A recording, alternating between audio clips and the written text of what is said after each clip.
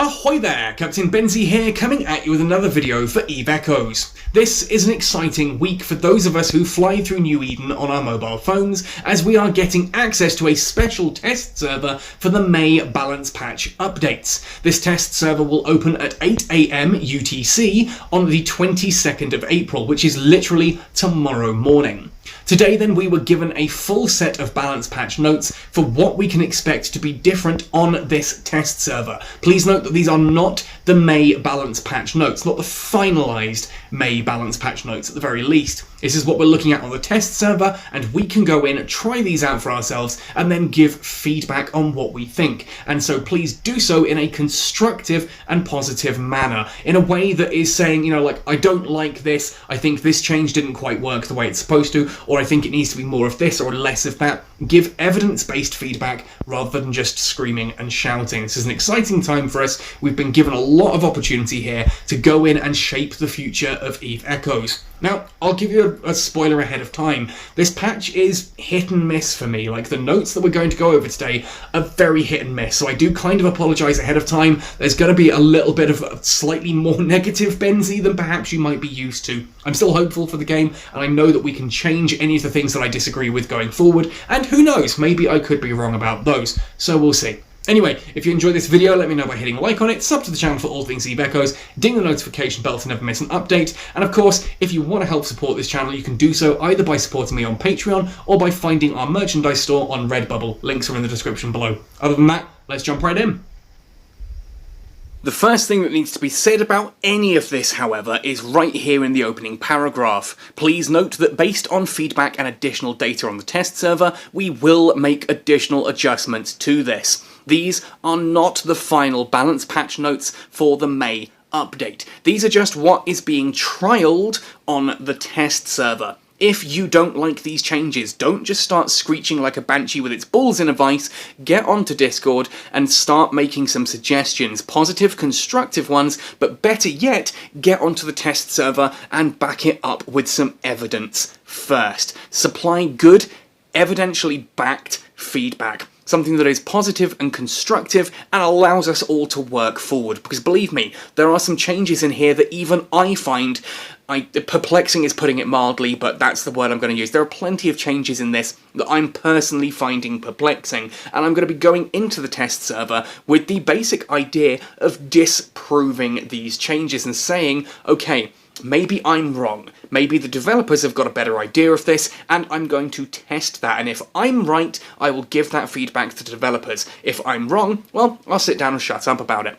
Anyway, there is a lot to cover in this, so we're going to jump right in. First of all, with the new ships. The following changes have been made to Tier 10 ships, which again, I know is a long way off for some of us, months away at best, which again, it seems weird that this is a big focus for them, but I suppose it gives us something aspirational to move towards. 47 new Tier 10 ships have been added to the game.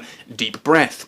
The Heron Probe Magnate and Imicus Explorer, the Manticore Hound Purifier and Nemesis 3, the Cormorant Thrasher Coercer and Catalyst 3 Interdictor, the Corax Talwar Dragoon Algos 2 Assault, the Caracal Stabber Omen Vexor Osprey Scythe Augurer Execra 2, the Blackbird Bellicose Arbitrator and Celestis 3 Covert Ops, the Ferox Cyclone Prophecy Myrmidon 2 Command, the Drake Hurricane Harbinger and Brutix Guardian, the Naga Tornado Oracle Talos 3, the Tempest Typhoon Dominix Scorpion Armageddon 2, and the Venture 4 and Coveter 2. That's a lot of new ships. Or is it? Now, we know from a brief update that was given to us before all this came out today that the basic idea of these Tier 10 ships is essentially to replace anything that came before them. If you've been flying a Moa Guardian and you're looking to go into a Moa 2 Guardian, you know from experience that there is no real reason to ever go back to the Moa Guardian other than cost. Basically, the Moa 2 Guardian is a direct upgrade of the Moa Guardian, and this is very much the same here with, like, the Tornado. If you're going from a Tornado into a Tornado 2, the Tornado 2 is just flat out better. The Tornado 3, by design, is to be better than the Tornado 1 or 2. Same with things like the, going back up here to like the Hound 3. That is a ship that is actively designed to just replace and ultimately subvert the Hound and Hound 2. Same with the Stabber and the Caracal 2, that kind of thing there. Now, some of these are really cool. I do like the fact that the Caracal, Stabber, Omen, Vexor are all getting Tech 2 variants, which to me is really cool. The amount of people who have said they've really enjoyed flying like Stabbers and Caracals, they've got to Tier 6, they've got the Navy version, where the heck do they go from there? And you basically have to say, well, at that point you kind of go into battle cruisers, and that's not an exciting answer to give to anyone. So, to be able to say that actually once you hit Tech 10, there's a reason to come back into cruisers and go back into your beloved Caracal or Stabber or whatever is really, really cool. I'm all for that. What I'm not for is the fact that there are so many of these that are literally things that are like Tier 8, Tier 9, Tier 10 ships now. As I said, the Tornado. At Tech 8, you can fly a Tornado. As soon as you hit Tech 9, Tornado 2. At Tech 10, Tornado 3. And it's kind of a pointless update. I'm excited about things like the Hurricane Guardian. It's another Hurricane to fly. But what I really wish they'd done was essentially make Tech 6, Tech 7 where all the best straightforward ships are. So things like a Hurricane should be at Tech 7. I'm going to use Hurricanes as an example here. Then at Tech 8, Tech 9 and Tech 10, that's where you get things like the Hurricane E-War, the Hurricane Logistics, Hurricane Command, and Hurricane Guardian. Ultimately, none of those should do as good DPS as the Hurricane. The Hurricane is the straightforward combat one. You lose some DPS on the others, but the Hurricane E-War does advanced electronic warfare stuff. The Hurricane Logistics loses all of its DPS capabilities and gets healing capabilities, and the Hurricane Guardian sacrifices that sort of top-level DPS for additional tank and fleet support. That, to me, is much more interesting than just kind of going, oh, here's a new ship and it's just flat out better than the one you've been flying. And that's a theme, sadly, we're going to come back to later in these patch notes. Now, it's interesting here to see as well that this does mean that 9 ships are being removed from the game. The Coercer, Catalyst, Cormorant and Thrasher Covert Ops. And this makes me super, super sad. I'll talk about destroyers at length in a moment, but the two things I just want to take home here. First of all, the Cormorant, for example, these Covert Ops ships were really, really cool. I had a lot of fun using a Thrasher Covert Ops on the test server, and I'm sad to see that go, because it is a meaningful, different ship. It's not just a Thrasher fleet issue with, you know, bigger guns. It's not just a Thrasher 2 Interdictor, or now a Thrasher 3 Interdictor, which is just a Thrasher 2 Interdictor, but better. The Covert Ops was a different ship. It had a different function and did different things. That was exciting. So to see it dropped in favour of a Thrasher 3 Interdictor is disappointing, to say the least. It's also worth noting that the only updates to frigates here were the exploration frigates, which I'm all for. I'm really excited to see what a probe explorer looks like and how that works, and the stealth bombers with the Hound and the Manticore and all that. There's no Rifter, there's no Tormentor, there's no Tristan, none of these ships that people love but are utterly useless currently in the game, or not useless, but you know what I mean, they're limited in the game. There is no updated version of these. We're not getting a Rifter Assault, there's no Tristan Assault, and that really, really makes me sad. I was really looking forward to seeing those. But I am excited to see the 2 assaults there, the Corax Talwar Dragoon and Algos 2 assaults. Maybe those might actually work compared to the current travesty that is the current assault destroyers. But again, more on that later. We're also losing the 2 Guardian cruisers, battle cruisers, so like the Ferox, Prophecy, Myrmidon and Cyclone 2 Guardians. Those are going away, obviously being replaced by the battle cruiser Guardians, and we're losing the Maelstrom, which kind of makes sense. Having a Maelstrom at Tech 10 and a Maelstrom Striker at Tech 10, and the Maelstrom Striker is just the same thing but better. Again, it's one of those things that, like, what's the point? What's the point? It annoys me that we've got like a Tornado 1, Tornado 2 and Tornado 3, but at least they're different tech levels. Once you hit Tech 10, there was just no purpose to having the Maelstrom at all, no point in having it in the game, so, well, it's been removed, and that's kind of sad, I think. Large freighters. Added 4 freighters, the Providence, which is the Amar one, the Fenrir, which is the Minmatar one, the Charon, which is the Caldari one that you see in the opening of the Eve Echo cinematic, and the Obelisk, which is the weird-looking Galente one. These are pretty cool, and I've talked about them at length in other videos. Essentially, they are capital ships. They're bigger than battleships. They can't actually even use jump gates. They have to use special sinusoidal fields to jump from system to system to system, which is a really interesting way of doing it, and it uses a lot of fuel to do so, but the amount of stuff that they can carry is monumental. So I'm assuming here that the Providence is going to carry structural stuff, the Fenrir will carry ores, the Charon will carry ships, and the Obelisk will carry minerals, just like the other freighter versions, the things like, you know, the Wreath and the Mammoth and all that kind of thing from earlier on. I know a lot of people are excited about those. That's pretty cool. This is another part that does seriously excite me here. Command ships. The 4 command destroyers, the Dragoon Command, Corax Command, Algos Command, and Talwar Command, told you they were command versions, not going to be Talwar C when they launched, are being added. And it doesn't look like these are going to be added at Tech 10. It doesn't actually say what tier they're going to be added at, but I'm hoping they're tier 8, because that would be the missing tier and where they currently feature in the game, with the tier 9 command battle cruisers, the Prophecy, the Ferox, the Myrmidon, and the Cyclone Command. Again, these seem to be replacing those 2 Guardians that we saw earlier. And I'm all for this. The command ships are exciting, they are something new, and as long as they're not just flat out better than the previous versions, so again, like if the Cyclone Command is just better than a Cyclone, well again that's disappointing, but at least we're getting those command ships that I talked about, and I have done videos of those, so if you're interested to know what those are ahead of time, there are a couple of videos on my channel for the command destroyers and the command battle cruisers, which are pretty cool. Of course, this means that under modules, we're getting command burst modules that can be obtained from scout anomalies. A lot of people have complained that scout anomalies are pretty much pointless when compared to Inquisitor or Dead Space anomalies. Putting these, the command bursts, into the scout anomalies gives you a reason to go through scouts, and I will be farming these because I need a whole ton of these for different destroyers. Now again, we see that there's going to be a shield command burst, armoured command burst, and skirmish command burst, which means we're not getting the information command burst. That was mentioned on a couple of the previous ship hulls, so it looks like that's going to be dropped, and anyone that had information, I imagine, is going to have skirmish instead, but we'll see, because it seems to have been rolled into those. It's also interesting, we know from information that was dropped earlier as well, that these are ultimately going to be doing all 3 things. It's not going to be the different types of shield command burst, there'll be one type of shield command burst, obviously with different meta levels, and they will do all of the effects that we saw in the command burst video. So again, if you're interested in command bursts, do check out that video. Skills. 3 new skills that can enhance the effect of command bursts have been added. Shield, Armoured, and Skirmish Command, which makes sense.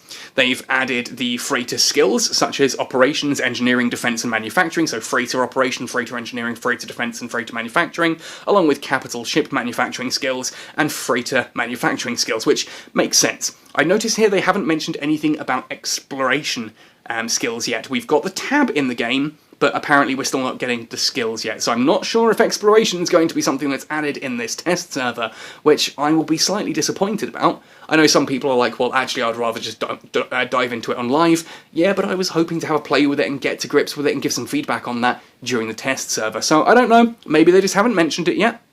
We'll see later on.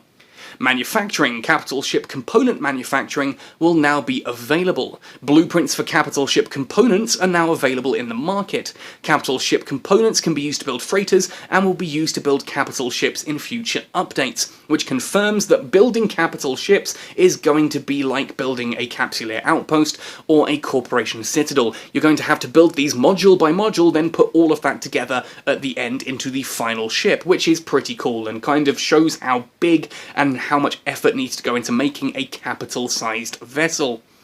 Now we get to the meat here, the ship balance changes, and this really sort of does kind of confuse me a little bit, but we'll come to that. So, general, all ships' shield, armour and structure have been increased by 5%, so every ship in the game is now going to be slightly harder to kill. Tier 10 ships, their shield armour and structure will actually have been increased by 7.1%, and they're getting additional velocity and signature radius reduction here of 1.64%. The frigates, Purifier 2, Manticore 2, Nemesis 2 and Hound 2 have had their high slots increased from 3 to 4, which is pretty cool. It's nice to see those getting a lot more extra damage. That's exciting. We'll see what other changes are in store for frigates. The Executioner 2 Interceptor, the Atron 2 Interceptor, Slasher 2 Interceptor and Condor 2 Interceptor. Advanced Electronic Warfare now increases Warp Scrambler Disruptor optimal range by 6% per level instead of 5%, and the damage bonus is increased from 15 to 17.5%. No other changes to frigates. So apparently, according to NetEase, currently the assault frigates are in a good place, or they're just not looking to change them yet, which is on its own very disappointing. The Tech 8 interceptors being ubiquitous, and the fact that everyone is flying these because there's no point flying any other frigate comparatively, apparently is also not an issue. Not only that, but the Tech 10 ones are getting significant buffs. 15% going up to 17.5%. It only sounds like 2.5% additional damage. The thing is, if you compare the Slasher 2 Interceptor and the Dramiel, for example, fairly similar frigates, right? They're both cannons, they've got the same 333 profile. Ultimately, the Slasher 2 Interceptor and the Dramiel output the same DPS. They have the same tracking. The Slasher 2 Interceptor is smaller, the Slasher 2 Interceptor is faster. The Slasher 2 Interceptor is immune to warp bubbles. The only thing that the Dramiel has going for it as a faction frigate, despite the fact that it costs literally 4 times as much, is what? It gets damage control, it gets slightly faster warp speeds, it gets additional range on optimal and accuracy, and now here we see that the Slasher 2 Interceptor is actually just going to be flat out better than the Dramiel. It's going to ignore warp bubbles still, it's going to have better optimal range on its warp scramblers and warp disruptors, and it does more damage now. This now does more damage than a Dramiel. I've been testing the Slasher 2 Interceptor on the on Fulmination, and it is basically the equivalent of a Dramiel, but with warp disruptor immunity. Now it's better than a Dramiel, and it has warp disruptor immunity, the warp bubble immunity. I'm perplexed by this. I'm perplexed that there are no changes at all to the assault frigates. I'm sad to see that we didn't get the Rifter, the Tristan, or Tormentor, or anything like that as an assault frigate. Basically, I'm sad to see that the Tech 8 Interceptors didn't get nerfed, and I'm outright confused to see the Tech 10 Interceptors getting significant buffs. That's literally another 12.5% DPS. That's huge. That's huge. That's like adding a 6th level to the Advanced Frigate Command. I'm disappointed, I'm confused, I'm not sure, but we'll see. We'll see. Destroyers. This could be interesting. Increased shield, armour, and structure by 4.55% across the board. Increased flight velocity by 15.55%, which hopefully now means that they can outpace cruisers, you know. Interceptor destroyers, which I'm sure means interdictors, have had their high slots reduced from 4 to 2. The low slots have been increased from 3 to 4, the shield, armour and structure have been increased by 5.8, and velocity increased again with the signature radius decreased again.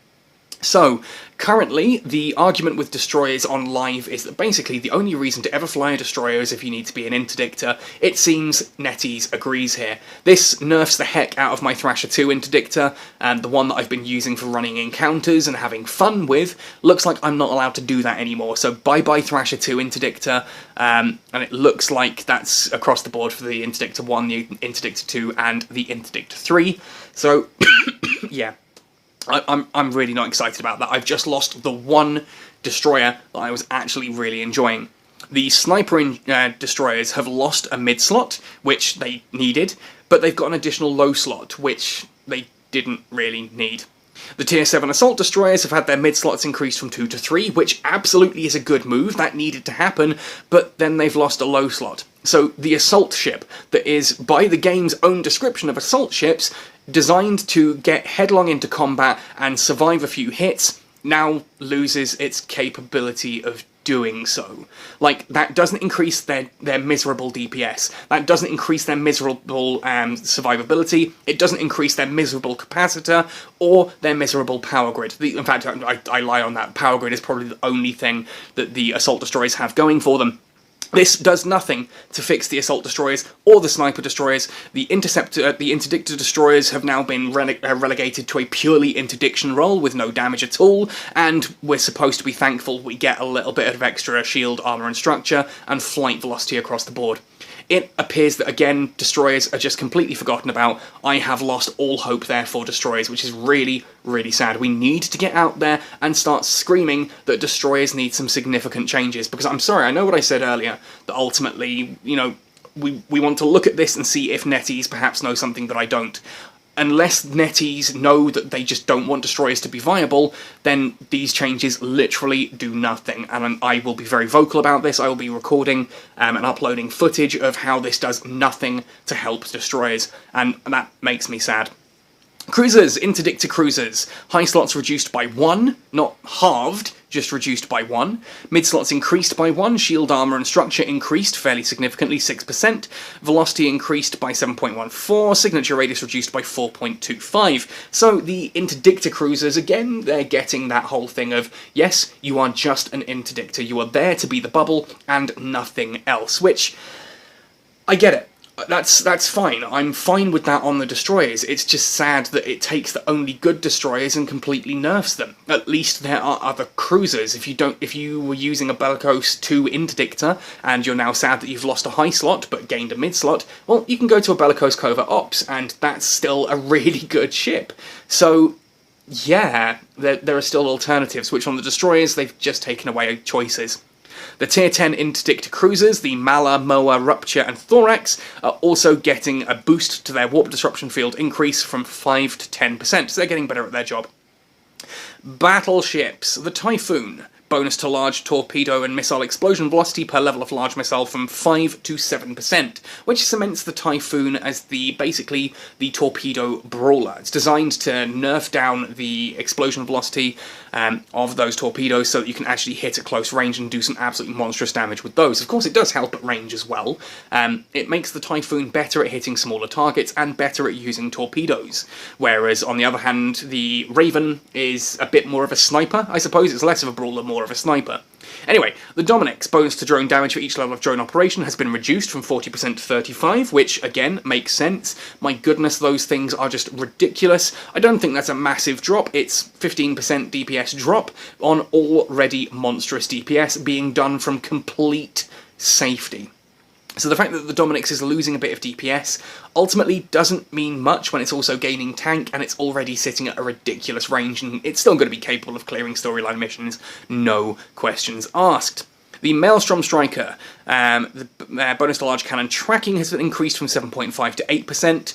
The Raven Striker, the damage per level has gone from 5% to 4%, the Apocalypse, the laser damage has gone down from 10 to 8, and the Megatron from 5 to 4. Now, these sound a bit weird on paper, but there are some changes to like the weapon systems, as we'll see later. The Ravens, I think, are doing a bit too much damage. I think a lot of people are quite enjoying flying Ravens at the moment, so a minor drop on the Striker version does make sense, because otherwise it was just going to be an absolutely massive upgrade from the Raven to the Raven Striker. The others, though, the drops there for the Apocalypse and the Megatron are due to changes to railguns and to lasers, as we'll see in a moment, whereas the Maelstrom, it's just getting a nice little boost up to from 7.5 to 8%, but again, it's going to be ages since anyone can fly these. The Hyperion, bonus skill changed to large, from large railgun operation and battleship command to advanced versions, which now each level increases the large railgun by 10% and fall off range by 7.5, increases the repair amount by 7.5. So basically it's the same for the Rock and the Abaddon. They're changing from just large beam laser or a large railgun and battleship command to the advanced variants, but are getting some boosts to their stats in compensation for that, which, you know, kind of makes sense. Yeah, there's not much there to say. Again, if no one's really been flying these, it's hard to say what impact that will really have, because nothing until those ships launch. The industrial ships, the Badger 2, Sigil 2, Wreath 2 and Nereus 2 now have 50% more inventory capacity. Is that to the cargo hold, is that to the special hold, or is that to both? We don't know. It's not going to say here, but either way, it's a nice thing to have. It means they carry that little bit more, although again, it does mean that they've now just flat out replaced their previous versions. Modules. Oh boy, here comes the tanking stuff. The efficiency of all armor repairers, remote armor repairers, and group armor repairers has increased by 10%, so they're getting more repairer out of them, which, okay, cool. The adaptive armor hardener has increased by 33%, good. The reactive hardener effect has increased by 6.25%, good.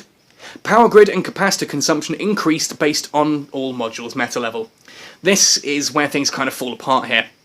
Ultimately, Yeah, if you have a look at the power grid required for some of the armor repairers, they're absolutely monstrous as it is. Now they're getting even more. Armor tanking gets some nice buffs, and then a nerf that's going to push it out of usability for a lot of people unless you are heavily skilled into it and you have engineering skills in the particular ship you're flying. It's nice that the repairer efficiency has increased and the hardener effect and all of that have gone up as well. I am a little bit concerned that the power grid increase there is going to be a problem. And increasing the capacitor consumption basically just means, oh, it's shield tanking, but on a different thing. That's now what armor's kind of become. They've made it shield tanking, but on a different bar. And that really removes a lot of the excitement for me. It's nice that it'll probably work, but it's kind of the bland, flavourless way of doing it. Anyway, reduced the explosion velocity of all large rapid missiles from 81 to 70 meters per second, so large rapid missiles are getting better. Damage dealt by beam lasers and railguns this is rifled railguns for clarity, has increased by 10%. Snub-nosed and pulse lasers are not changing, just beams and railguns, which I agree with, that's a nice change. Damage dealt by missiles, cannons and decomposers has also been increased by 4%, so we're now in an arms race here. Everything is more survivable, but everything also does more damage, which is an interesting situation to be in there. We got more shield, armour and hull on all ships, but now we're also getting more damage across the board, so I'm not sure how that works out. Reduced the shield resistance bonus of shield field modules, changed based on meta level, so things like the Succubus and Nightmare are going to have slightly less resistance than they had before. Signature radius adjustment for activating shield field modules increased from 500% to 5000%, which I don't get the point here. If you're going to come up with just silly numbers like 5,000, just make it so that it says if you activate this, you cannot be missed if they're in range. That's basically what we're saying here. Effective range and damage transfer rate has been adjusted based on meta level. Modules with a lower meta level will have lower range and transfer rates, while others will have higher range and higher transfer rate. Makes sense. Remember, if you're outside the bubble shooting through, the damage is transferred on to the ship using the shield field module, which, okay, cool, makes sense. Armor link modules will now distribute the damage before applying armor resistance. Okay. Large armor link modules will have larger damage transfer rates than before. The idea here is that now, if you shoot at someone who is in a fleet with an armor transfer, the armor link, it will hit that ship, and then the damage will be transferred across to the armor link guardian, which will then have its resistances applied and the damage calculated. I don't know if that's a buff or a fix. I need to sit down with that one on the test server. And finally then, Pve Adjustments. Fixed an issue where the resistance modules of NPC pirates were not taking effect. Pirates with these modules now have slightly increased resistances. Their resistance modules have only a 40% effect compared to players. Basically, if your if your armor hardener was going to increase by 50%, this will only increase by, I think that works out about 22%. Basically, the rats just don't get as much from their modules as players do. Now, again, this perplexes me, because the idea of all of this was, we've noted that people say this is a mobile game and ratting takes too long and it's just a bit dull, so we're going to make things faster. So, we're going to give all of our weapons additional damage. But then we're also going to make all ships more survivable, with more shield, armor and hull, and we're also going to give the rats better resistances. I'm not sure about you guys, but to me that feels like genuinely taking with one hand and giving with the other. It looks like nothing here really is actually going to change.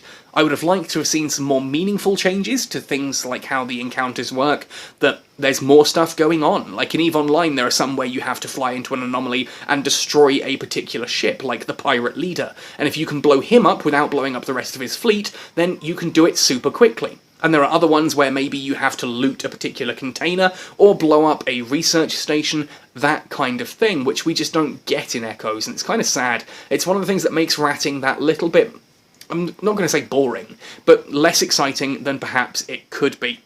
And I think rather than necessarily trying to speed things up, making it more interesting would be more fun, because if you speed up ratting, you just mean that people earn more ISK, and if people earn ISK faster, then ISK devalues because it's not worth as much. Currently, an hour of your time is worth so much ISK. If you're earning more ISK, then an hour of your time is worth more ISK, but then that's the same to everyone, so the cost of things is going to go up accordingly too, which just, I'm feeling like a lot of this at the moment feels like they're adjusting one thing, but they're scared of adjusting it too far, so they adjust the counter to match, and so you're getting an increase and a decrease at the same time, which just kind of sits you in a situation where nothing's really changing. Now, interestingly though, fixed an issue where mass penalty isn't working for NPC pirates with afterburners and micro-warp drives. Pirates with these modules now have a decrease in velocity, which is good. It means those ships that you were having trouble hitting beforehand are now actually going to act as appropriately. They're going to be easier to kill. That's a good change. I like that. Adjusted NPC pirates equipped with Sancha Dead afterburners, so it looks like if you're doing Sancha anomalies they're going to get a little bit harder because the ships are actually going to be using Dead Space afterburners, and adjusted the formula used to calculate bounties of Angel Cartel pirates to resemble other pirate factions. Yay! That means more ISK for me down in Angel Nullsec. Adjusted bounties of several NPC camps to match their difficulty. Cool. And adjusted bounties of several encounter missions to match their difficulty, which again, it's an increase or decrease in ISK just to match things. I'm kind of okay with that. So, we've got a real mixed bag here. There's some very exciting stuff in here, some cool new ships being added, though again, I say that with the addition that I'm sad that adding new ships basically are just replacing the old ones. I'm very excited to see like the Talwar command and stuff like that, and the command bursts. That's really cool. I'm sad to see the Thrasher Covert ops go and be replaced with a terrible Thrasher 3 interdictor that's just good at gate camping and nothing else. I'll be interested to see how the Talwar 2 assault works, but I feel like I've lost my Thrashers here, and that for me is sad. No new frigates other than the Explorer ones, and the new stealth bombers. Again, as a small cannon pilot, this is underwhelming. There's really nothing exciting here for me as a small cannon pilot. I'm just getting some new command burst modules, which give me a new reason to be in a fleet, but that's literally it.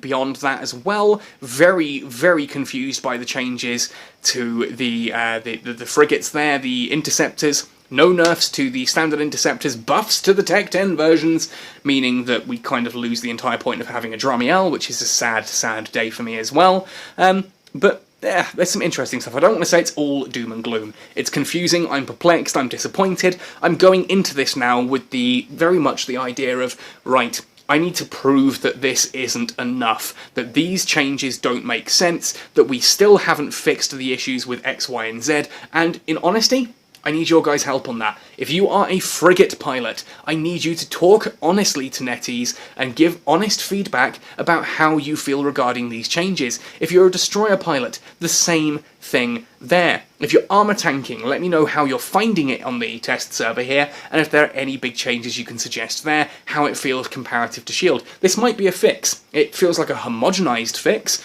but it's a fix. A fix is a fix, I guess, and you can then work on it later and tweak it to make it that little bit more exciting in future. I don't know.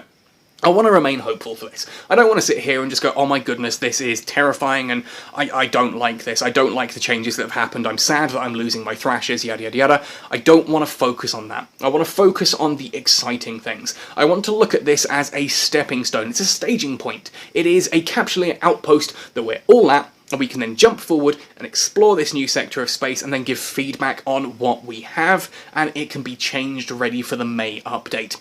Anyway, folks, that is me. I have been rambling on entirely too long about this. Some of you guys are going to have some pretty different opinions to me. I'm sure you'll be versing those in the comment section down below. Please do so politely. I am only human. I do have feelings. But I'd love to chat with you guys about what you think of these changes going forward, and I will see you all in that test server. Please, again, if you're giving feedback to the developers, give it in a constructive, positive way. I like this, and I think it's great. I don't like this, and here's why. Not a, oh my god, you guys are morons, and sounding like something like that. Don't do it. Anyway, folks, that is everything for me in today's video. I'll see you on the test server, so happy sailing, and see you in New Eden.